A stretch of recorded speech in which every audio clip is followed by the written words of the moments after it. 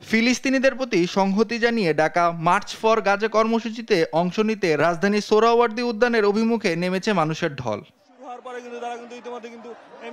বাইতুল মোকাররম জাতীয় মসজিদের সামনে সংক্ষিপ্ত সমাবেশ করে সোহরাওয়ার্দী উদ্যানের দিকে মার্চ করে জামাতে ইসলামী। এ সময় ইসরায়েলি গণহত্যা থেকে গাজাকে রক্ষা, ফিলিস্তিনিদের মুক্ত করা সহ বিভিন্ন দাবি জানায় দলটি। লক্ষ লক্ষ পয়গম্বরের পবিত্র স্মৃতি বিজড়িত জনপদ হচ্ছে ফিলিস্তিন। আমরা এর উপরে আঘাত, জেরুজালেমের উপরে আঘাত, মুকাদ্দাসের উপরে আঘাত কোন মুসলিম উম্মাহ সহ্য করতে পারে না।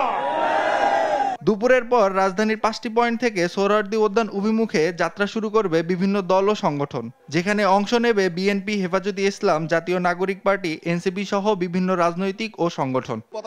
সেই সাথে ইতোমধ্যে বিভিন্ন পয়েন্টে জড়ো হয়েছে বিভিন্ন শ্রেণী পেশার মানুষ। সোহরাওয়ার্দী উদ্যানে ঘিরে বাড়ছে জনস্রোত।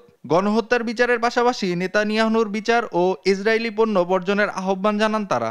আমার বন্ধুরা আমার ভাইদেরকে মারতে আছে, এইটা আমি মুসলমান হিসেবে কোনো কারণেই আমি মেনে নিতে পারতেছি না। আমরা যুদ্ধ করতে প্রস্তুত আছি, আমরা হয়তো গাজী হব, না হয় ওই দেশে যাই আমরা শহীদ হয়ে আমরা শহীদ হব। আমি নরসিংদী বাবুরহাট থেকে এসেছি। কখন আসছেন এখানে? আজকে আমি 6টা বাজে এসেছি।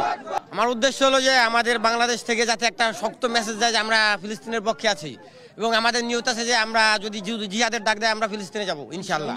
আমরাও একটা প্রতিবাদ করে এই সারা বাংলাদেশের মধ্যে আমরা জানাতে চাই আমরা ফিলিস্তিনের পক্ষে আছি। মার্চ ফর গাজা ঘিরে রাজধানী নিরাপত্তা জোরদার করেছে সেনাবাহিনী সহ আইন শৃঙ্খলা বাহিনী। বিভিন্ন পয়েন্টে সতর্ক অবস্থান নিয়েছে তারা।